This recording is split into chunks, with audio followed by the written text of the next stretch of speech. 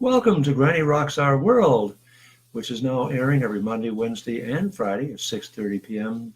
Pacific Time, where Granny provides commentary on important issues of the day, both personal, societal, and political. And so, if you have an interest in having a question or saying hello, feel free to chat during the live stream, and Granny will be happy to acknowledge your chat. And now, without further ado, first the topic. Granny's going to talk about the wall, the symbol of where our pain competes. Let's tear it down. Granny? Hi there. Well, we've already got some hellos that I'd like to acknowledge. Well, I guess you've already liked the topic. Hi, Elizabeth. And Amy said, hi, you too. Lots of love. Well, lots of love to you.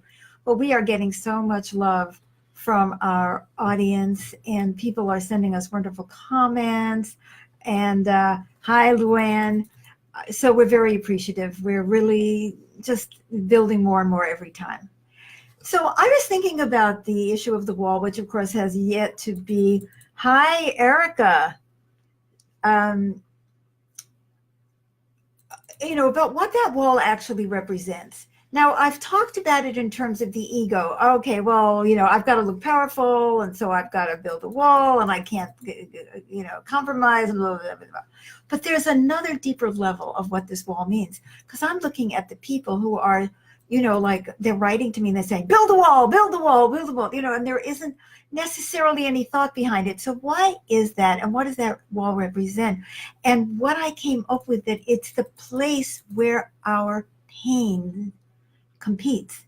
See, if you think about it, the idea of building a wall is, I don't want your problems, right? I don't want to have to deal with your pain. Let's take a look at the woman who's coming up from Honduras, for example, with her kids, and she's leaving a very violent society where she doesn't have a lot of opportunity, or she's afraid she's going to die, or her kids are going to be killed. Hello there. Someone is saying hello to me as me. Would you please notice that you are not me, and whoever you are, please, change your name and come back and say hello, because I'd love to say hello to you. So that woman is coming up because of the pain of her life. Now, let's say you are, hi, Rose, saying hello to both of us. Thank you so much for saying hi. Let's say you're a person on this side of the border, and by some coincidence, your life has been detrimentally impacted by a Mexican or a Honduran or an undocumented person. Maybe you haven't been able to get a job because somebody, could work for less money than you. And so for you, the pain is about your life. Okay, I wasn't able to get that job. Or my daughter was raped. It's much less that undocumented people or immigrants do these terrible things, but it does happen. So let's say that, so then your wall comes from your pain, right? Or let's say your pain has nothing to do with, hi, Ann. Suppose your pain has nothing to do with immigration or the people coming up from Honduras. Maybe your pain is about your life, like you're not getting ahead, or your feet hurt, or your life sucks, or your husband has just left you, or whatever it is. And so you're coming at it from your pain. And let's say someone has convinced you that the solution to your pain is to build a wall. So when I say the wall is symbolic of where our pain competes, I've given you a very concrete example of that. But now let's take a look at the wall on a broader scale. How many of us want to have walls around ourselves? Like, oh my God, my daughter is using heroin and I don't know what to do about it. It's breaking my heart. I need to put up a wall between me and her because I can't stand it anymore. She's overdosing. She's used up my savings on rehab and so on. I need to build a wall between her and me. Or my partner has been mean to me and has been made me feel bad, and I don't know what to do about it, and I need to put up a wall between me and her, or me and him. Oh, Erica says, I have built walls all my life. Exactly. but so many of us learn. I'm so glad you said that, Erica, because so many of us learned to put up walls when we were children. And so when so many people out there are screaming, build the wall, people who have not necessarily thought through. I mean, if you really have thought it through and you really think the wall was the answer, which hardly anybody does, okay, I support you. You have a right to your opinion. But many people are reacting on like on a gut level. Build a wall, build a wall, build a wall. Do you know when 9/11 happened? You know, we had been active in the Middle East doing all kinds of things to other people, and we thought we were invulnerable, that nobody could ever get back at us for the things that we were doing. Well, you know, they did.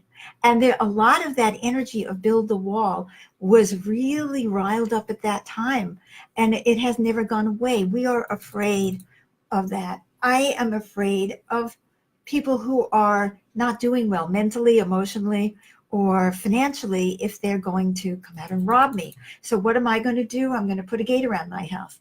As a matter of fact, there is a gate around our house, and that's to keep our dogs in, and hopefully to keep the bear and the cougar out because they're in the neighborhood. But also, to tell you the truth, and I'm alone, I feel a little safer. I understand why we build walls. I am not even criticizing that there is a visceral reaction about building the wall, but I want us to understand that this so-called political conversation that we're having, aside from the fact that there's a lot of manipulation of us going on and a lot of ego prancing around, which I've talked about in earlier shows, it's also a symbol of how many walls we feel the need to construct because we have our own pain. We want to be protected from the pain of others. Let's say that cougar is hungry. That cougar wants my doggie. You know, that cougar is dealing with its pain. You know, I'm dealing with the potential pain of the loss of my doggie. Not that my fence is high enough to keep out a cougar. You just hope that it's a discouragement, right? So, but you understand what I'm saying. And, you know, people, very wealthy people, they always have walls because they don't want the poor to bash down their homes. So whether it's just emotional walls that we put up because we don't want to be hurt, or we're actually afraid of being damaged. I mean, there are a lot of very damaged and traumatized people in our world. They rape and they do terrible things, you know, and I don't want to have to deal with that pain. So build a wall, right? So now I want to talk a little bit about what the alternative is, because the other alternative is to tear it down. And now that doesn't mean that in the first moment we're going to, you know, tear down the gate at your house and that kind of thing. I'm talking about broadly understanding that what we need to do is tear down the walls, and then we will not need them anymore. And what I mean by that is, Amy says, we're taught to set boundaries to be healthy, but maybe sometimes that term is used as a euphemism for walls. You are exactly right, Amy. I don't believe in boundaries. I believe that we need to take up our own energy instead of putting up boundaries. But that's a whole other conversation. So let's talk about very concretely immigration, right? I want to share something with you which you may not have seen. It just came out today.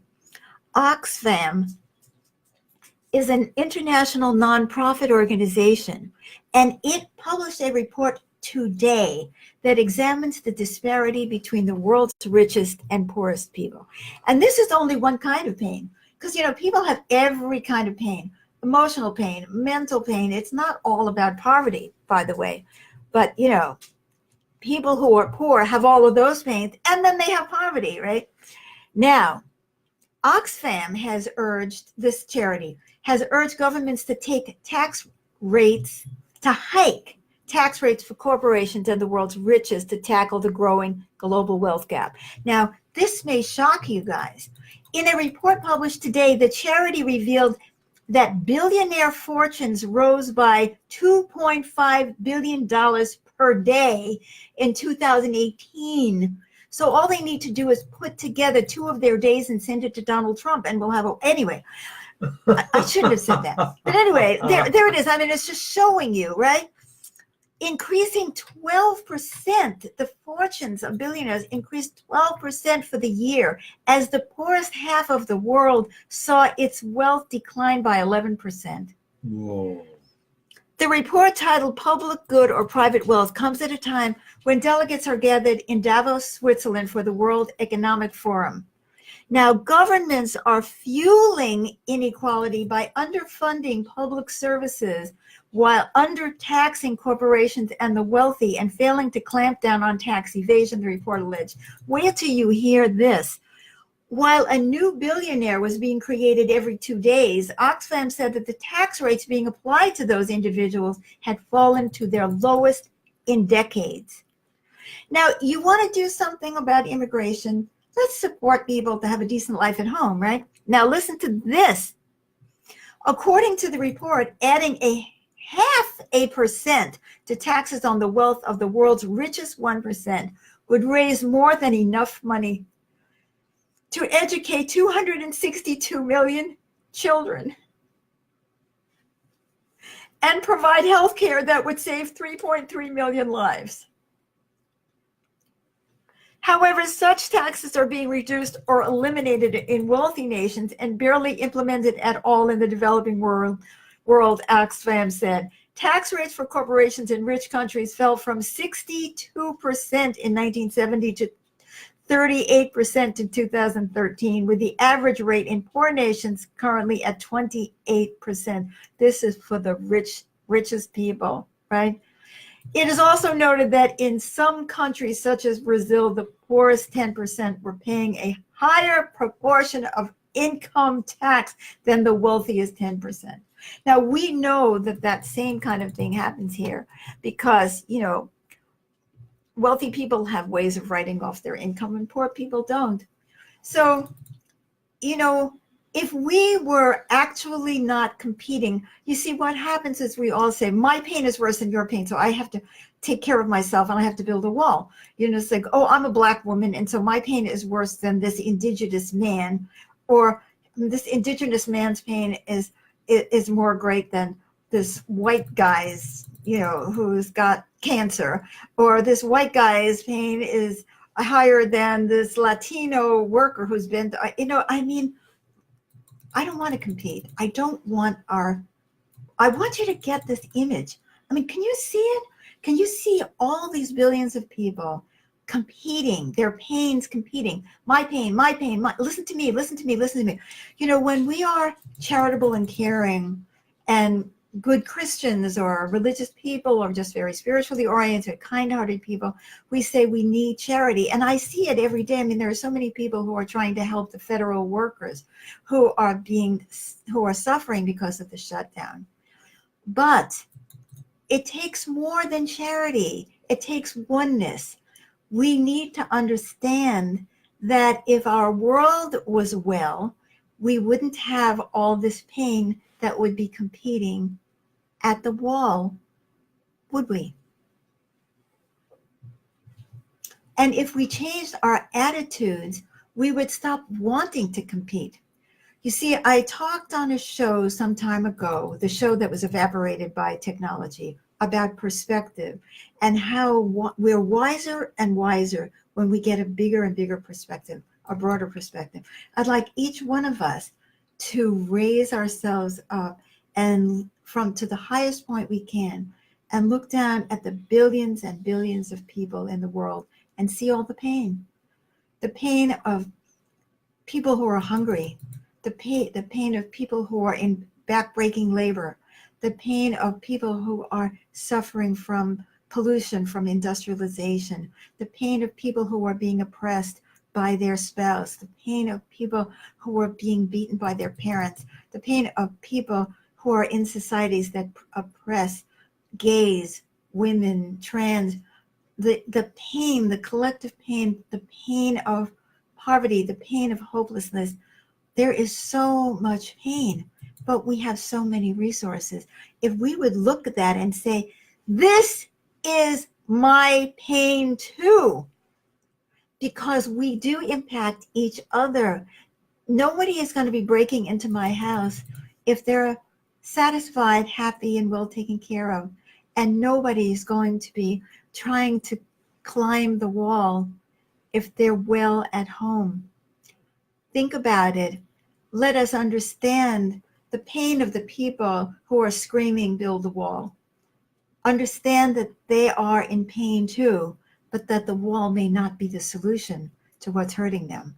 And let us take the attitude not of being good hearted and charitable, but being conscious and aware of our oneness and how this wall just symbolizes how afraid we become of one another when we're not all taken care of. Come back and see us on Wednesday. Keep sending us your wonderful comments and your likes and your loves. Share this show with everyone and bless you. Bye-bye for now. See you next time. Bye-bye.